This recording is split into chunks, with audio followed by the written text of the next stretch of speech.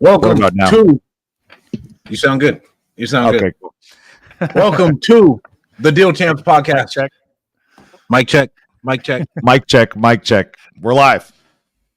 I am your co-host, Stratton Brown, aka Strat Daddy. Don't forget to hit like and subscribe. Ooh, I hit it early. Do not Ooh, forget look at that. to hit like and subscribe. I'm happy. Bam, it's gonna be a great Dang. pod.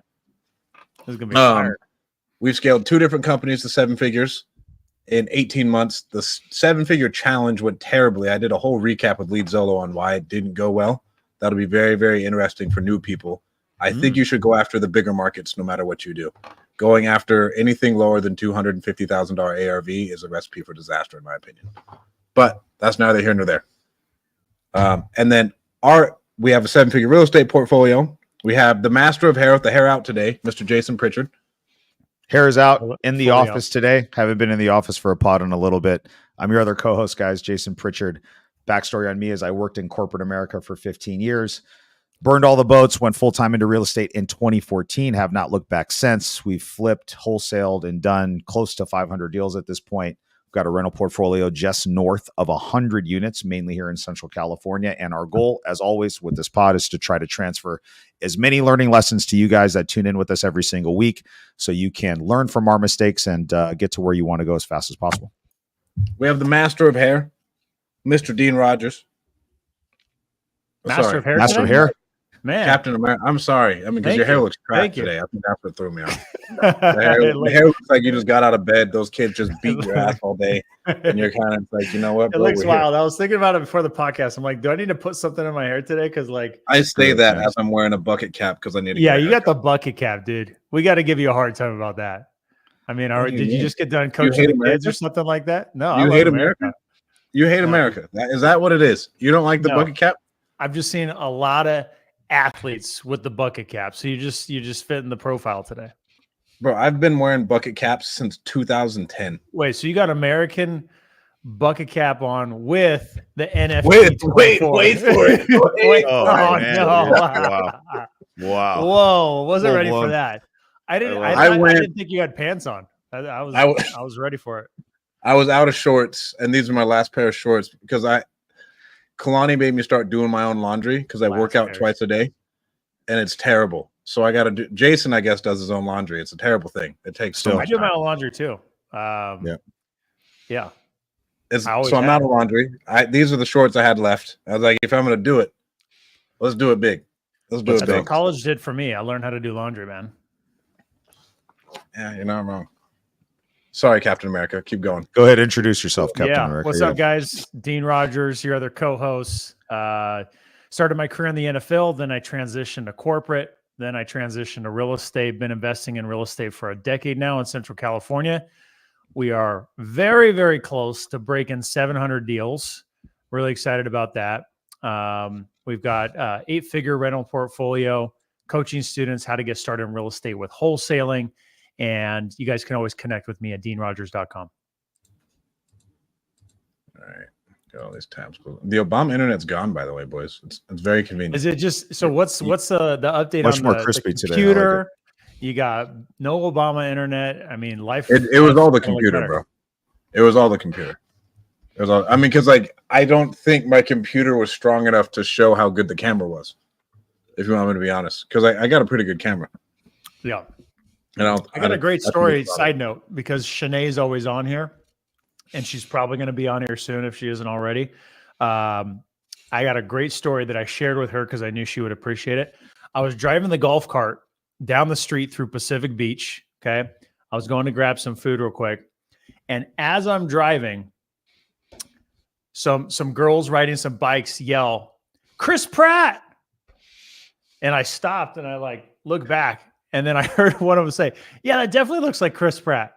And I was laughing about What it. a flex. Listen to this flex. Dude, Did you see the so whole good. story? I started in my golf cart down Pacific Beach, and then he gets mistake for Chris Pratt.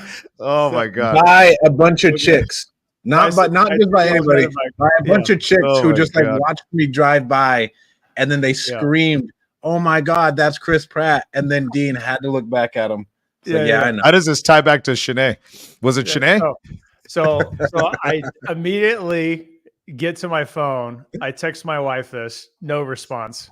I text Shanae this, thinking she'd appreciate it.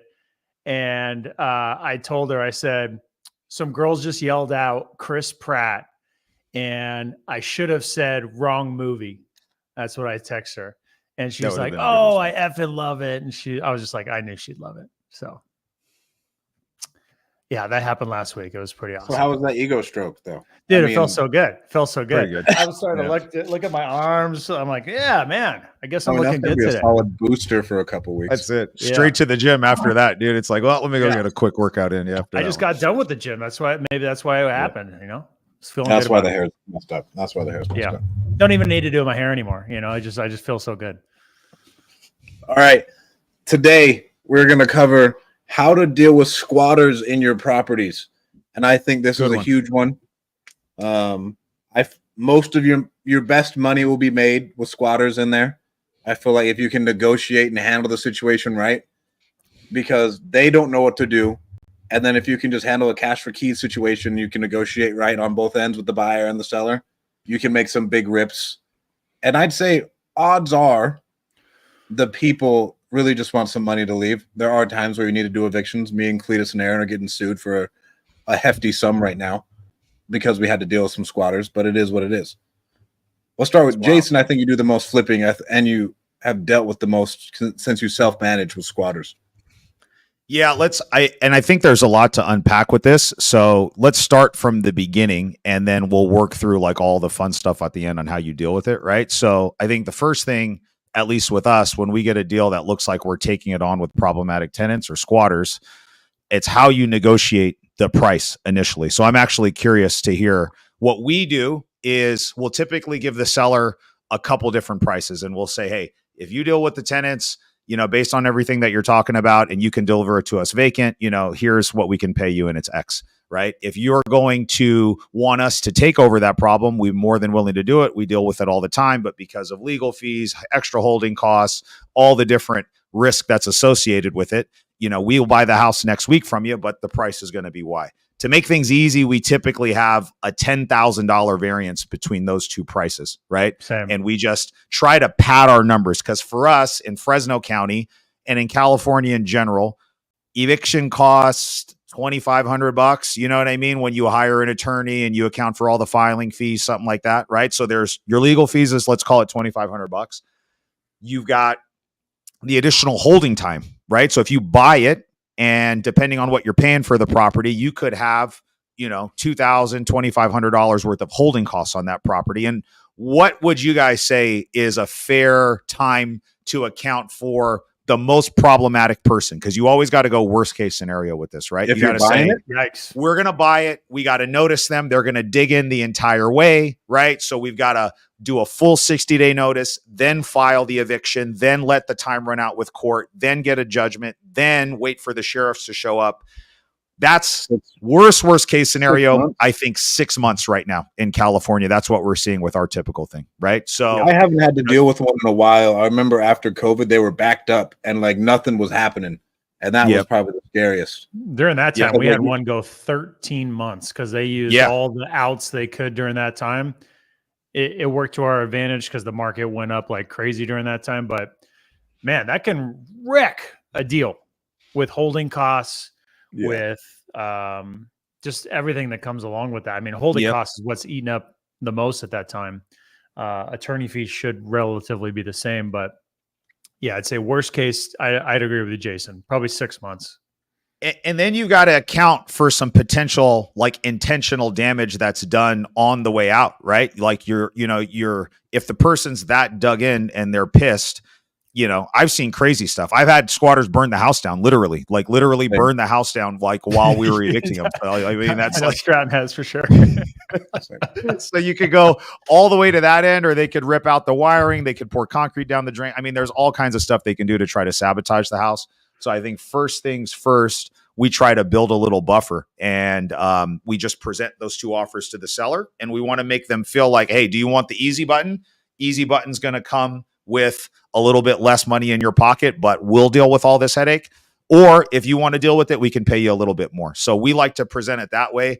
I'm curious, Dean, do you guys do a similar approach, or when you get this that comes up, like how do you guys start that initial conversation with the seller, and how do you present your options? Yeah, as I hear you say that, that's definitely the way that my mind goes about it.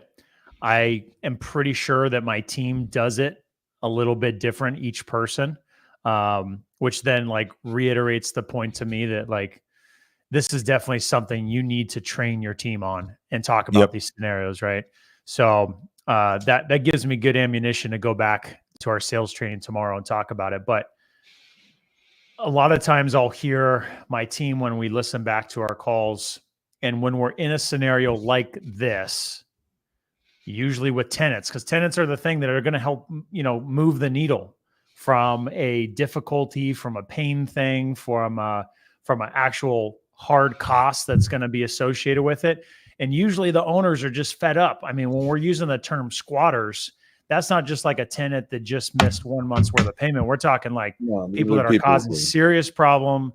Yeah. Usually by this point intentionally. And it's really frustrating and costing a lot of money. So we'll usually take a similar approach where it's like, hey, if the property was vacant, we'd be able to do more, but based on the fact that it needs this, it's going to cost X amount of dollars to do that, right? We'll kind of lay those things out. We need to be closer to this price. And naturally, we try to get them to have a number first and react to that, and then give them the rationale of this is going to take a lot more time. It's going to cost a lot more money. So we actually need to be at this price. So yeah, I'd say not too different. I'd say you probably are a little bit more structured with exactly how to present it, but we definitely account for about 10K, the same as you, and definitely make it a very big point as to why price needs to be at a certain thing. We deal with this problem all the time. I know you do too. This is going to be common. A lot of people that are going to sell their properties at a discount are going to be absentee owners that own a rental property, and there's going to be tenant problems. You're going to see it all the time. So squatters are not that uncommon. We've got a handful in escrow right now that have these problems, and it's just part of the game. It is what it is, and I think the important part for those of you guys that are tuned in is our job is to solve these problems. So it's not something that you shy away from. I think if you want to have consistency and longevity in this business, you're constantly going to be up against things like this, and so you need to be okay both negotiating the deal, and then I think the next thing to talk about is like setting expectations on how to make this process as smooth as possible, because you don't want to just commit to buying it, then close on it and try to figure everything out as you go along, right? So game plan for us is once you get the seller to commit and say, okay, yeah, you know what, I just want to press the easy button and I'll take a little bit less cash here in order for you to take all of the headaches off of my plate. I think the next most important discussion that your acquisitions team or you, if you're the investor that's locking this up, is what are you going to do to kind of set the expectations with that seller so you can get the conversation going with the squatters while you're in escrow. I don't like to wait until after we close to try to go over there and knock on the door and do it. And so once we get a commitment from the price, just say, hey, great, perfect. Now, this is how it typically works when we work with sellers like you. We're going to want to go over there and make contact with the people living on there as soon as possible. And we're just going to take the approach that this is just a business for us, right? We're in contract to buy the house now. The seller has agreed to deal with it. We are going to eventually be the new owners. The current owner has given us permission to come over and talk to you. And we just want to work out something that makes sense for you and makes sense for us. And I think some people have that can be a hard pill to swallow, thinking about I'm going to pay the squatter to leave, right? And it's like, I'm going to give this person money to like move out of this house that I'm buying. And my thought process is, look, you're going to pay somebody something here, dude. You know what I mean? And you're going to pay your lawyer $2,500 and your private lender $2,000 a month while you're just slowly bleeding out, waiting for the eviction. Or you can put a couple grand in that squatter's pocket and they can be out of there in a couple weeks. And for me, the most important thing when it comes to negotiating the cash for keys is just mentally detaching from like, I'm paying this person to leave and this is just a business decision. What's the best decision for your business? And almost always it will be to get into that property sooner rather than later.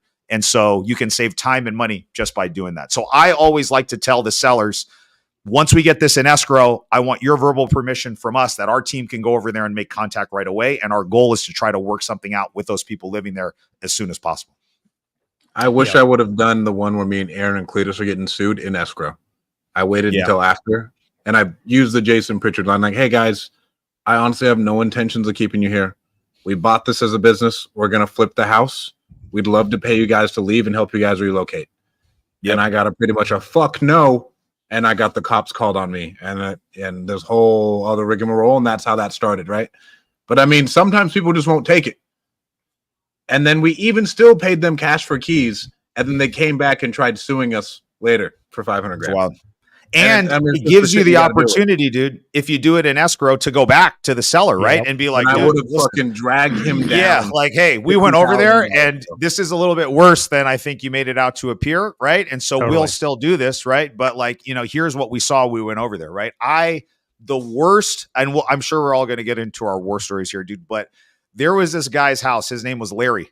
I bought Larry's house, dude. And Larry's house had the backyard. I'm not even joking, bro. It was a cross between Breaking Bad and The Walking Dead. If those two shows had a baby, and that's what was happening in the backyard of that live place, zombies walking around the back. Bro, it was the wildest thing I've ever seen in my life, dude. There was like 10 people living in the house. There was times 2 as many people living and coming just freely in the backyard. It was like it was just nuts, dude. And so had I had a better sense of what's going on, even though that deal ended up working and we bought it really deep, I probably would ask for an even deeper discount because it was just so much wildness going on over there. So you got to set the expectation to get over there and start that conversation before you close.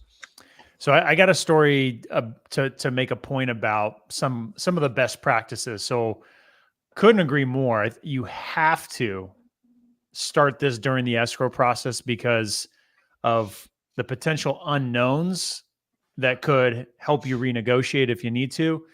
And think about if you come to an agreement, what that helps you do is have a more solid deal so that, let's say you're going to wholesale it. You already have terms agreed to. That buyer takes on no risk. That buyer has a lot less risky deal. And that gives a lot more comfort. A lot more buyers are going to raise their hand and want that deal. If you're going to buy it for yourself, you already have a lot more comfort of pretty much built-in saving money on the attorney fees, the holding costs, you're able, just your opportunity costs, everything that's going to be tied around your energy on that deal, you're going to help yourself out sooner. So to me, that's great. Now to make another point to add on to it, a pro tip. Now, Dylan, one of my students, one of your students too, Jason, his first deal that he ever did had 2 properties and it had squatters in one of the properties. Okay. Now Dylan had come to me and had asked me like, what do I do? And, I walked him through the whole cash for keys situation. But the point that I made to him is that you might not even need to give any cash. It might not be a cash thing, right? We don't want to approach it from the point of, hey, how much money do you need to leave? Right out the gate. From a strategic standpoint, you should approach it of, hey, I'm going to be the new owner. Or if you want to take another strategy approach and say, hey, I'm the property manager representing the owner, right? Removes you as the negotiator and as the bad guy. The owner's going to be purchasing this property, sent me down to see what's going on here and wanted to see what I could do to help you, right? Because we're going to be purchasing this property. We're going to be remodeling it and we are going to need this property vacant as soon as possible. Is there anything you need help with? And then just pause. Don't say anything else. What that's going to do is create the opportunity for that person to say a handful of things. They could say, I just need a couple days. Perfect. That's an ideal situation. Right. I could be out by 5 o'clock. Literally, that's good. This is a nugget. That's a good nugget right there. That right there will save you a lot of money. That question. Save you a lot of money. Yeah. 2, they could say, hey, I just need, help with moving. Could you help me with moving? Sure. Right. Maybe, and the scope of that move could be very limited. They just might need gas money, right? We've paid gas money. or paid for a U-Haul, paid a couple $100 for a U-Haul. They might need, you know, as I continue to go down the cost scale here, they might need help with hotel for a couple nights. They might need help with first month's rent, right?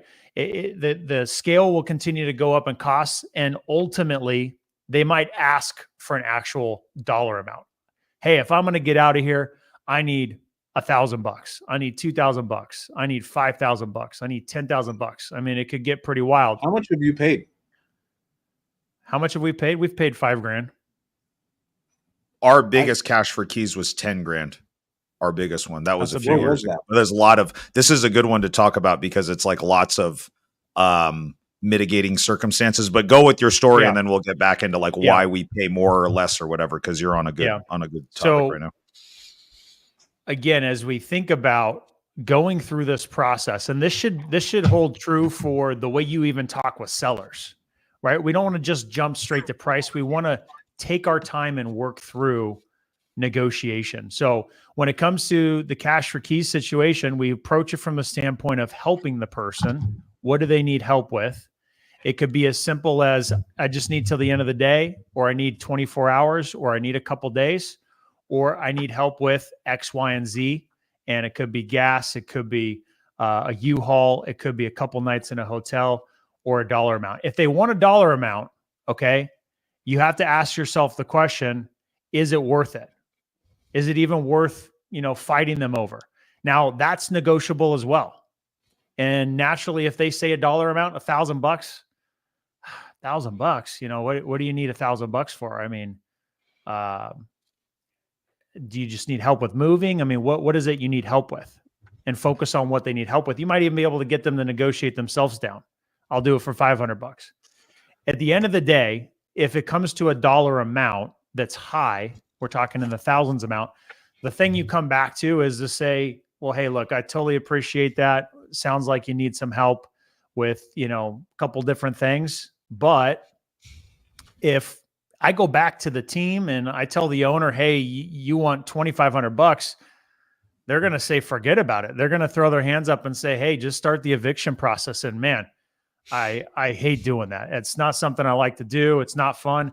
I don't like working with attorneys. It messes up your ability to rent the next place you're going to be looking at. So I'd rather just help you. I mean, what can I do to help you? And it just comes back to the help. Ultimately, if you can get them to do it for as least amount of money, that's the goal. And if they're just going to kick and scream and dig their feet in, then obviously the evictions are out. But if it comes to the point at the very end where you have to bring up I'd rather, if I go back to the team, it's going to move to, hey, just do an eviction. Then you just make the point. It would cost an attorney about that much. So the team would probably just rather start the eviction because they know that'll get done.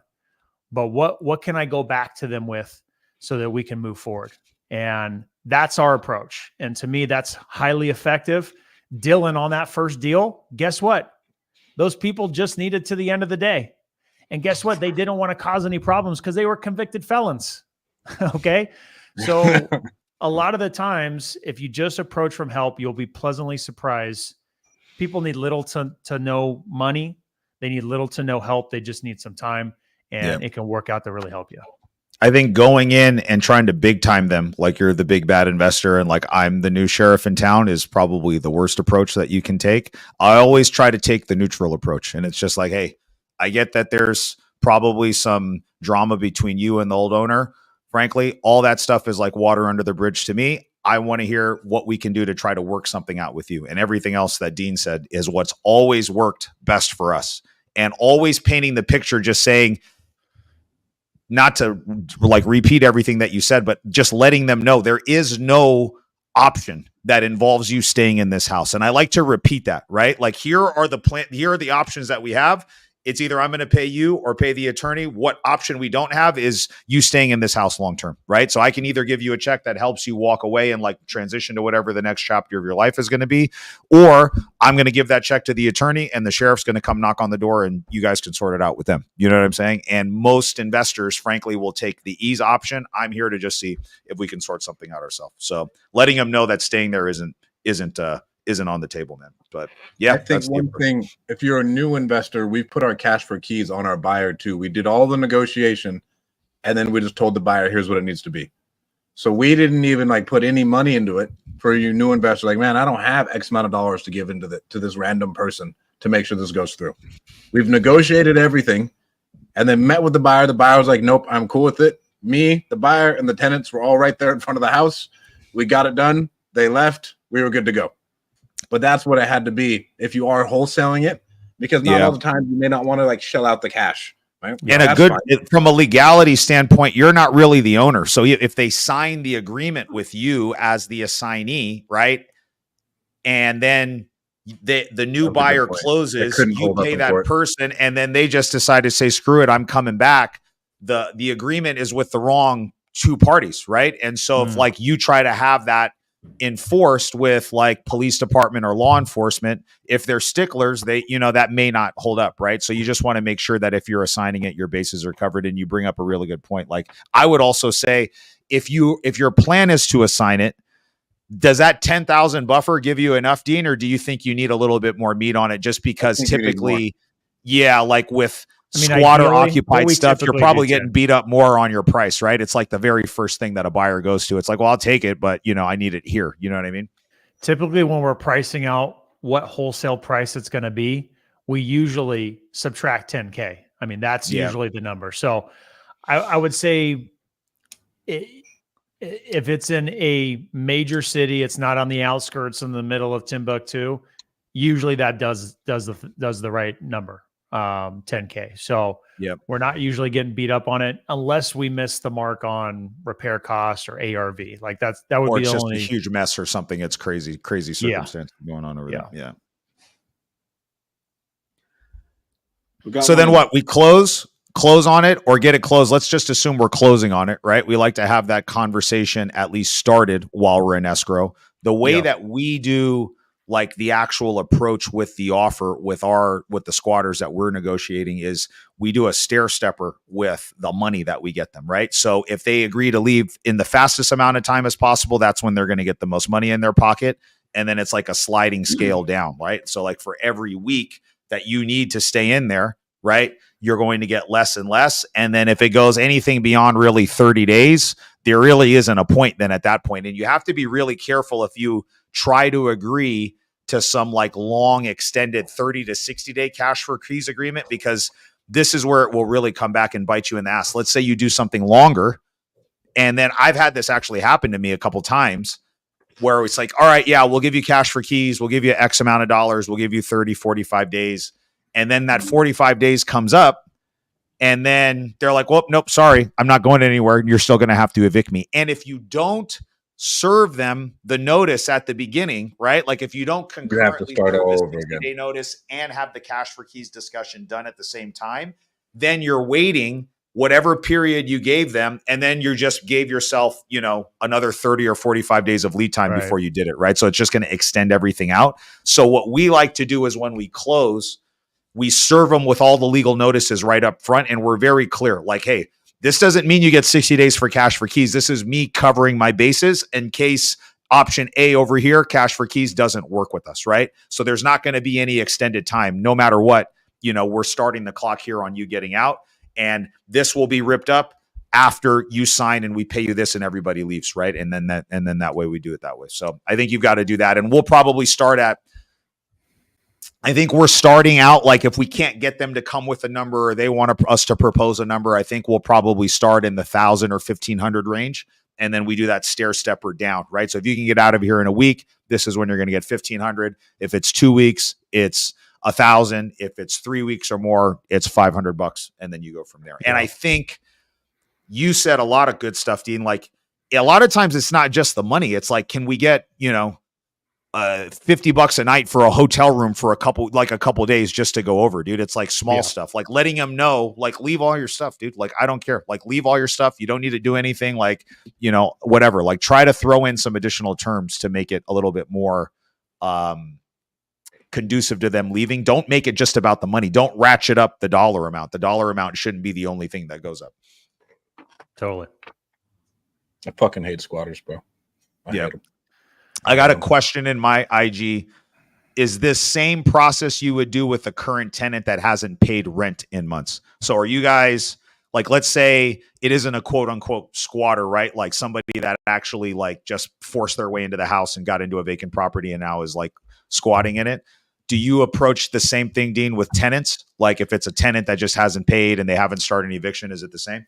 Yeah, that's a great question. So to me, it's exactly the same process. It probably just looks and feels a little different because naturally with a squatter, it's just the mind. We're using the term squatter because of the mindset and the intent of the person.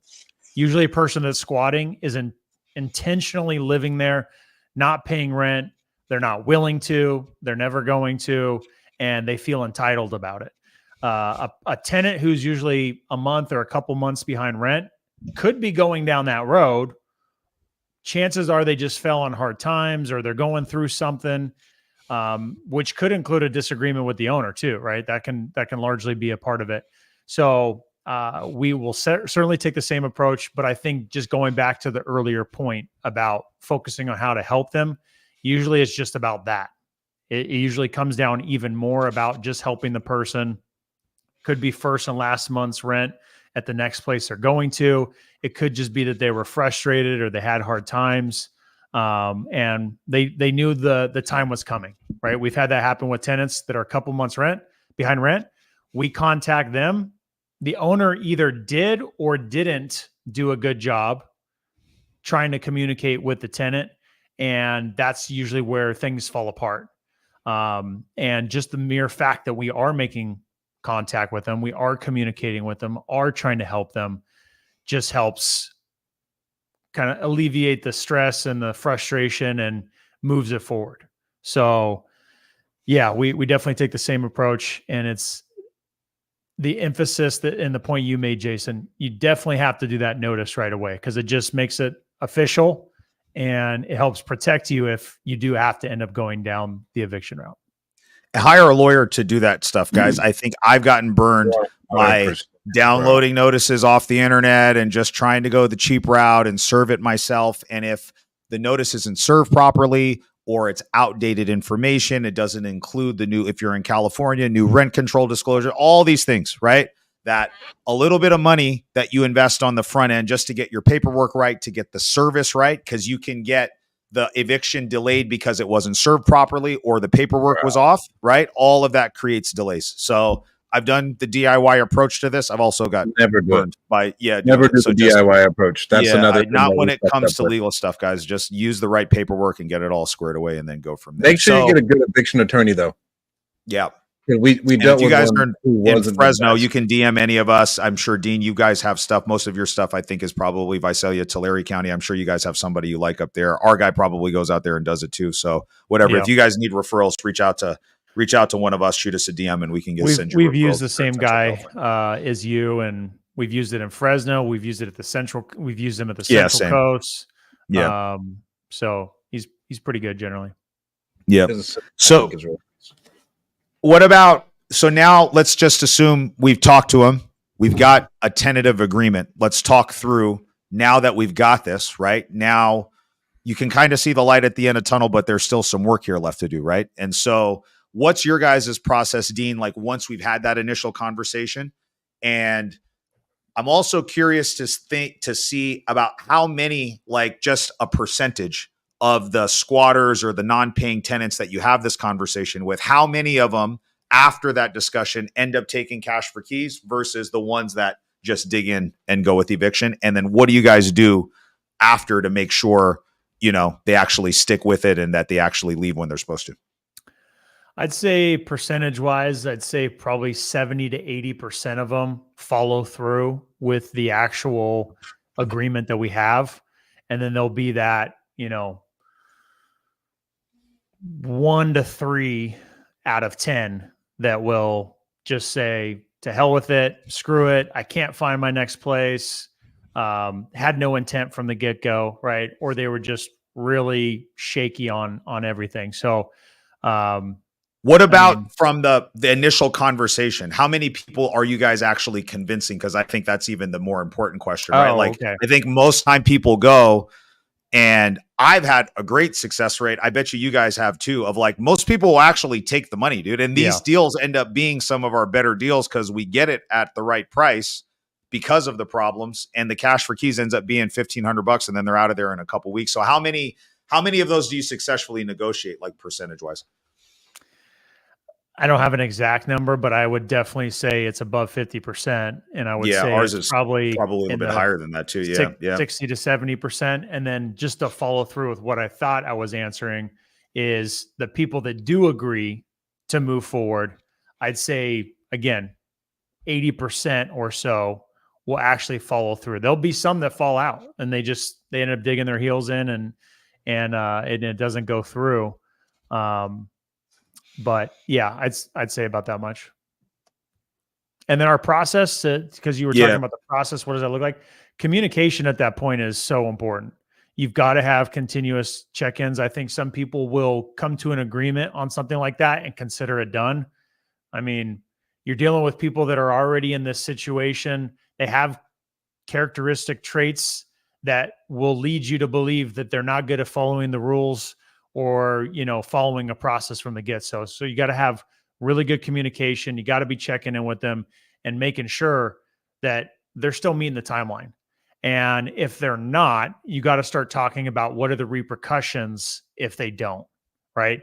And that's why, again, to the earlier point, the notice that you file at the beginning, the 30-day or 60-day notice in California, is really important because they might start to get a little shifty, and we've definitely had that happen. So you get them, you're there at the 50% mark. Who didn't take them? You just proceed with your eviction. We at a point, Cletus wanted to be nice to the people and still pay them to leave because Cletus has such a big heart, and I want to stab him. Like, fuck those people. And like, we paid them to leave just to get a $500,000 lawsuit in 3 months. Like, oh my God. So like at that point, you just follow through with your eviction no matter what, even if they do come to you like, hey, I'm sorry, I was a shithead. I mean, it does reach a point where like the ship has left the state, the train's left the station, and it's like, here, this is it, it's done. And I've already paid the attorney. It's like, I'm here. So there is, I think, a line that you do need to draw. Again, anything is negotiable at this point because all I care about is getting into the property sooner. So if we can make the numbers work and I just give them less money, even if I paid the attorney, and they'll leave in, 30 days instead of waiting for, because you got to figure the attorney's got to file it. Then you're in the queue for the eviction. Then you got to go in front of the judge. Then, the judge is either going to grant you a judgment or he's not. Let's say you get the judgment. Then it's got to go to the sheriff, and the sheriff's got like a 30-day backlog, right? So it's like you're out months waiting for this stuff, dude. And every one of those months, it's more damage, more holding costs, all that stuff. So you just have to do the math on how expensive is it for you to hold all of this, right? And that exact scenario just happened to us. We have a property we bought for $200,000. Okay. Had a guy in there that had just stopped paying rent. Reasonable guy, nice guy. My partner Lewis had, good conversation with him, gave him a sliding scale, just like you talked about, Jason. Presented him with his options, and he wasn't doing anything. He stopped responding. So we started the eviction process. Okay. Then he ends up coming back around, gets back in contact with us, and we ended up doing cash for keys and coming to an agreement. We paid him $3,000 to get out, and it just he wasn't going to get out for any less because he just didn't have anything. And that was the unfortunate situation. He needed money for his next month's rent. We tried to get him into one of our properties with our property manager. Our property manager ran his credit, looked at all his history, and it was terrible. You're wild. Why would you try and do it? What the fuck is wrong with you? Well, the order of the way I presented that was out of order. We checked with our property manager from the get-go. We checked with our property manager from the get-go, and he said he had bad credit. And so, and a bad rental history. So that took that one out of the options. But we ended up doing cash for keys. And as soon as we got a vacant, we put it on the market as is for $249 and sold it instantly. So, at the end of the day, after realtor fees and everything, we'll make $235 to whatever, make 35 grand on it. And it made sense to get him out and just get that done. Yep. Never pay the cash. I don't know. This seems to make sense for me, but I know the squatters will push for this. And I've had some investors reach out to me and just say, hey, do I pay them when they sign the agreement? And the obvious answer I thought was obvious is hell no. They pay them, and it should state very clearly in your cash for keys agreement that the only time that money is handed over is in exchange for you relinquishing. And I'm very clear about this. You're relinquishing all rights that you have to this house. And I say, well, you signing this paper means that if you ever come back here after this and I've given you payment and you've given me keys, I'm calling law enforcement immediately. And I'm just going to say, hey, this is the agreement that they signed. And you're basically relinquishing everything, right? So just trying to paint a clear picture that they can't come back. But that money, and we never give actual cash.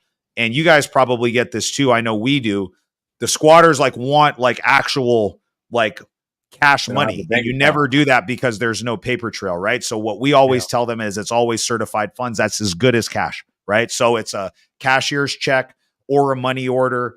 We have, lots of times the reason why they push back is they don't have bank accounts or they don't have an ID or both, right? So you may want to network, and we've networked with a few check cashing places that are local that, are like, hey, dude, we've had a couple of your guys come in and do this. I've had the owners call me actually because they've wanted to confirm that it was a real cashier's check, right? So the owner of the liquor store, the check cashing place will call me and I'll be like, yeah, it's good. And then they do it. And then they'll call me back and say, hey, if you have any other people like this, send them over here. You know what I mean? And so having a couple of those people in your place, but never give them actual cash because you need a paper trail that you actually paid them the money. And that money doesn't get handed over until you get keys. And you need to have either your handyman or your contractor or somebody right there with you. So as soon as they're getting keys, they see the house getting boarded up. Your trash haul guy should be there with you too. So then all the stuff that's there, there should be no reason for them to come back. So if you throw away all the remaining junk and then it's boarded and they see that happening, while you're giving them the money, it usually paints the right picture. So Shanae in my comments said, are you Captain America or Jesus? With the whole giving him the ability to rent one of my properties after all that stuff. So again, the order we started with Mother Teresa. Mother Teresa is the new nickname, bro. Mother Teresa. Just a loving soul. My standard response to that question, because we get that question too, is we don't have any vacancies right now, unfortunately. That's it. Just don't leave yourself open to any of that headache right there, because you don't want to. You need two options. That's it. The more options you get, the muddier it's going to be. It's it's the lawyer gets the money or you get the money. Those are the two options. That's the only thing. Oh my goodness. I'm trying to, what else could go wrong with, because there's bad tenants. Because Jason, you just get rid of any tenant occupied house, right? You're like, hey, I bought the house. You're in here. I'm just going to give you some cash to leave. I don't want to say 100% of the time. We bought stuff that I've really liked as rentals, and the property was okay. And most people aren't buying rentals, though, I would say. Most people, but if you're buying it and it's a problematic person, I can't think of one scenario, and we bought lots of these over the years, where there's ever been any type of interaction that goes beyond them leaving or them getting evicted. It just creates too much non-problematic. You just bought it with tenants in place, but the deal made sense. But the tenants are good. We've had some interesting scenarios, not to take it off on too big of a tangent, but we had a scenario where owner wanted to sell his property. The person living in the property was the son. He wasn't paying rent, wasn't doing anything. The dad was frustrated, said, I'm done with this. I'm selling it. Now, we found out while we were in escrow by talking to the son that he actually wanted to buy the property. He didn't want to move. And so we realized we had two options. We could either go through the eviction process, try to get him out, or we could just go ahead and try to sell it to him. So we went ahead and got him qualified to see if he could buy the house. We ended up being able to sell the house. We ended up making like $80,000 on the deal by just selling it to the son, and worked out really, really well for us. So there can be some very interesting scenarios. That's why it's important to get over there, go talk to the person. Don't wait until the property closes to try to figure it out, because it could either make the deal more sticky, or you could realize that you have an even better deal than you thought. And you just completely overlooked it. So talk to the person, see what you can do. Now let's talk about if the person, okay. I think Jason should get his prostate checked with all these bathroom breaks that he's taking for the guests. They see him like he's over DoorDash. I didn't want anybody to walk off with my food, so I was like, "Is this delivered?" Because I haven't eaten all day long, so I wanted to go snag it before it got. Yeah. So another to kind of wrap up the situation with dealing with squatters. So you get the agreement signed. Okay, let's say you're moving forward with it. What are the repercussions or consequences, or what can you do to reinforce the cash for keys agreement if the person doesn't get out, right? Because again, I've never been there. The agreement says, here's a dollar amount. You're relinquishing all your rights to the house. You're walking away from it by a certain date, right? So let's say you come to the date, the person's not ready, and there's a lot of different variations that we could go. They're not willing and able to move, right? They're not going to. They need more time, and they legitimately do. Or some other version. So let's say they're not ready to get out, or they're not going to get out. What can you do to reinforce the cash for keys agreement? There's no money exchanged. And so I've never been in this situation where we've tried to legally enforce it. The legal enforcement looks and feels like, to me, just following through with the eviction.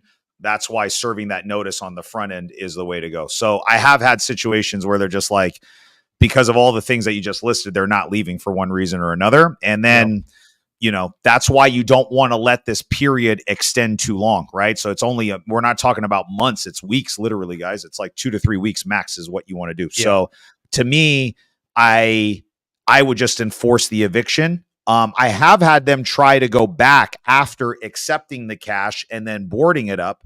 And that's why we're very clear. Like, I make sure we say multiple times, and especially on the day that we're doing the actual exchange for keys for money, like, listen, do you understand? This is what you're agreeing to, right? So if you come back over here, we're going to trespass you, and I'm going to, like, I just try to paint the picture of like how problematic it could be getting law enforcement involved in doing that. You've waived your rights.